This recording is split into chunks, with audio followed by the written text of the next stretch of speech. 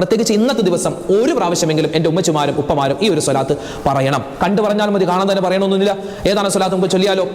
അല്ലാഹുമ്മ صل على سيدنا محمد النبي الأمي الطاهر الذكي صلاة تحل به العقد وتحك به القرب وعلى آله وصحبه في كل لمحة ونفس بعدد كل معلوم لك.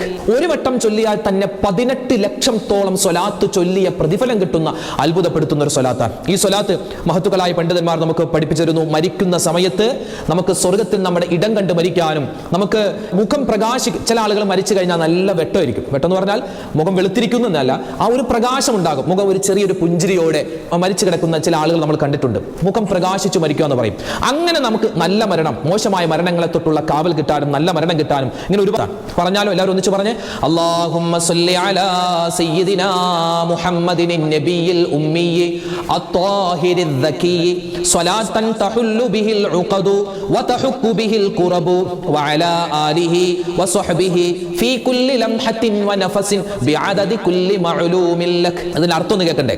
അല്ലാഹുമ്മ അല്ലാഹുവേ സ്വല്ലി അലാ സയ്യിദിനാ മുഹമ്മദിൻ, അല്ലാഹുവേ ഞങ്ങളുടെ നേതാവാകുന്ന നബി സല്ലല്ലാഹു അലൈഹി വസല്ലമ തങ്ങൾക്ക് നീ ഗുണവും രക്ഷയും കൊടുക്കണേ അല്ലാ. എങ്ങനെയുള്ള നബിയാണ്? ഇനി നബി തങ്ങളുടെ വിശേഷണം പറയുന്നു. അന്നബിയിൽ ഉമ്മിയി, ഉമ്മിയായ പ്രവാചകനാണ്. അത്വാഹിരി ദകീ, പരിശുദ്ധനായ ബുദ്ധികൂർമ്മതയുള്ള പ്രവാചകനാണ്. സ്വലാത്തൻ, ഒരു ഗുണം നീ കൊടുക്കണേ അല്ലാ. തഹുല്ലു ബിഹിൽ ഉഖദു, കെട്ടുകൾ അഴിച്ചു കളയുന്ന, വതഹുക്കു ബിഹിൽ ഖുറബു, പ്രയാസങ്ങൾ നീങ്ങിപ്പോകുന്ന ഒരു സ്വലാത്ത്. അല്ലാഹുവേ വഅലാ ആലിഹി വസ്വഹ്ബിഹി, നബി തങ്ങൾക്ക് മാത്രമല്ല അവിടുത്തെ കുടുംബത്തിനും അവിടുത്തെ സ്വഹാബിമാർക്കും നീ ഗുണവും രക്ഷയും സമാധാനവും കൊടുക്കണേ അല്ലാ.